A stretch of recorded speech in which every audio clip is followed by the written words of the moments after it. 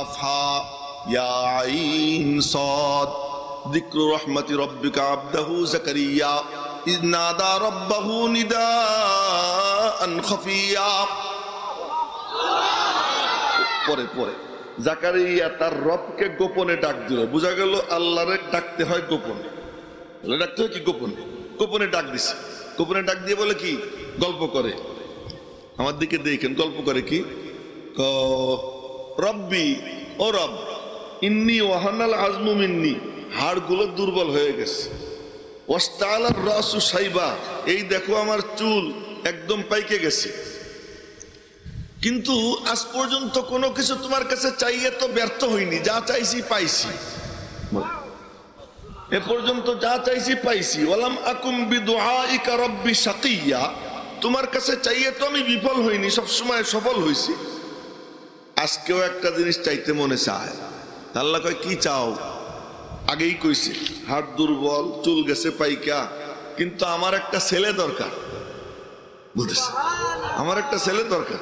ওদিকে আবার বউ বুড়ি, তাও বলে অমরাতি আকির, আমার বউ বুড়ি, হওয়ার কোনো সম্ভাবনা নাই, আমি বুঝতেছি। আমিও দুর্বল, বিবিও দুর্বল, আমরা দুইজনই অচল, কিন্তু তোমার কুদরতের কোনো সীমা পরিসীমা নাই। আমরা তো চলে যাই বাবার কাছে, বাবা দেয় পত্রিকার পাতা ছিঁড়া, পত্রিকার পাতা ছিঁড়ে দেয়, এইটা ভিজিয়ে পানি খাওয়াও, তো ওইটা ভিজিয়ে পানি খাওয়ায়। বাস্তব ব্যাপার হলো আল্লাহ যখন দিবার তখন দেয়। কোন বাবার পাতা ভিজানোর কারণে সন্তান হইছে, এটা যে বিশ্বাস করবে সঙ্গে সঙ্গে সে কাফের হয়ে যাবে, তার ঈমান থাকবে না, মুশরিক হয়ে যাবে। তো ওখানে যাই এখানে যাই, জাকারিয়া আলাইহিস সালাম শিখাইতেছেন, দেখ আমি চাইতেছি কার কাছে? আল্লাহর কাছে। চাইতে হলে কার কাছে চাবো? আল্লাহ। আল্লাহ একটা ছেলে দাও।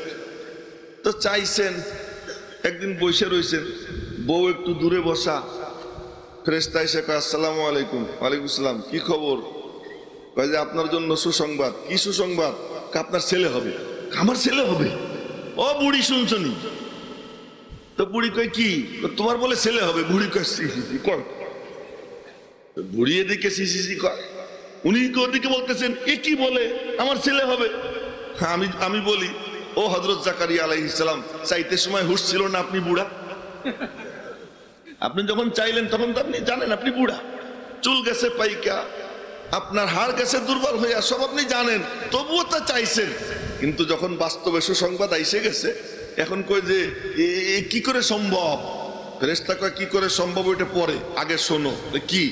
আল্লাহর নামও রেখে দিছে। আল্লাহ কি নামও রেখে দিছে? কি নাম? কাইন্না নুবাশশিরুকা বিগুলাম ইসমুহু ইয়াহইয়া লাম নাজআল লাহু মিন ক্বাবলু সামিয়া। একটা ছেলে হবে, তার নাম হবে ইয়াহইয়া। আল্লাহ নামও রেখে দিয়েছেন, একদম আধুনিক নাম, সর্বাধুনিক নাম, ইতিপূর্বে এই নামে আর কেউ আসেনি। তো ইয়াহইয়ার নাম যদি আল্লাহ রাখে, তো নবীজির নাম কি আব্দুল্লাহ রাখছে? ইয়াহইয়ার নাম যদি আল্লাহ রাখেন, নবীজির নাম কি আমিনা রাখছেন? ইয়াহইয়ার নাম যদি আল্লাহ রাখে, তো নবীজির নাম কি আব্দুল মুত্তালিব রাখছেন? না না না, আল্লাহ পাক নিজে আমার নবীজির নাম রেখে দিছে। মুহাম্মদ, আহমদ, দুই নাম। মুহাম্মাদের মধ্যে 4 অক্ষর, একটার মধ্যে তাসদীদ আছে এতটুকু, 4 অক্ষর, মিম হা মিম দাল। আহমদের মধ্যেও 4 অক্ষর, আলিফ হা মিম দাল। আল্লাহর নামেও 4 অক্ষর, আল্লাহ, বলেন না আল্লাহ। আল্লাহ পাকের নামের 4 অক্ষরে কোনো নুক্তা নাই। নবীজির নামের আহমদ 4 অক্ষরে কোনো নুক্তা নাই। আল্লাহর নাম আল্লাহ, এর 4 অক্ষরে কোনো নুক্তা নাই। মুহাম্মাদের 4 অক্ষরেও কোনো নুক্তা নাই। এটাও নুক্তা ছাড়া, ওটাও নুক্তা ছাড়া, এরকম নাম। এরপরে এই 2 নাম মিলে এক কালিমা হয়, সেই কালিমা হলো লা ইলাহা ইল্লাল্লাহ মুহাম্মাদুর রাসূলুল্লাহ। অর্ধেক আল্লাহর, অর্ধেক নবীজির। লা ইলাহা ইল্লাল্লাহ এটা হলো তাওহীদ, মুহাম্মাদুর রাসূলুল্লাহ রিসালাত। একটা মজার কথা শুনেই মনে রাখেন, তা হলো মুহাম্মাদুর রাসূলুল্লাহ, রসুল কয়জন মনে রাখেন, ভুলেন না। রসুল কয়জন? হাদিসে আসছে রসুলের সংখ্যা 313 জন বা 315 জন। কিন্তু কালিমা যত আছে, ইসলামের কালিমা, দ্বীনের কালিমা, সব কালিমার প্রথম অংশ তো একই, লা ইলাহা ইল্লাল্লাহ, একদম আব্বাজান আদম থেকে নিয়ে নবীজি পর্যন্ত। কিন্তু পরের টুকু বেশ কম হয়েছে যে এটা কি হবে। তো সেই কালিমাটা লা ইলাহা ইল্লাল্লাহ, আদম সফিউল্লাহ, লা ইলাহা ইল্লাল্লাহ ইব্রাহিম খলিলুল্লাহ, লা ইলাহা ইল্লাল্লাহ মুসা কালিমুল্লাহ, লা ইলাহা ইল্লাল্লাহ ঈসা রূহুল্লাহ। ঈসা রসুল কিন্তু রসুলুল্লাহ তার কালিমায় নাই, মুসা রসুল কিন্তু রসুলুল্লাহ তার কালিমায় নাই, ইব্রাহিম রসুল কিন্তু রসুলুল্লাহ তার কালিমায় নাই। কোরআনে কারিমে আল্লাহ তাআলা অনেক রসুলদের আলোচনা করেছেন কিন্তু কাউকে রসুলুল্লাহ বলেন নাই, একজন কেউ বলেন নাই ওমা আরসালনা মির রাসূল ইল্লা বিলিসানি কওমিহি ওমা আরসালনা মির রাসূল ইল্লা নূহি ইলাইহি। দুই আয়াত শুনাইলাম, রসুল বলছেন, রসুলুল্লাহ বলেন নাই।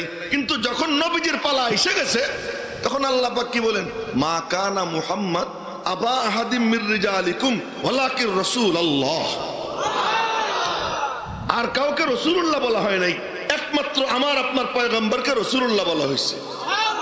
চলেন একটু জাইনে আসি রসুল কাকে বলে আর রসুলুল্লাহ কাকে বলে। রসুল কাকে বলে?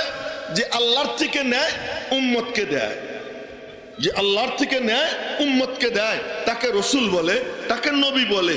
রসুলুল্লাহ কাকে বলে? রসুলুল্লাহ তাকে বলে যে আল্লাহর থেকে নেয় উম্মতকে দেয়, কুল মখলুককে দেয়, এমনকি নবীদেরকেও যিনি দান করেন তাকে রসুলুল্লাহ বলা।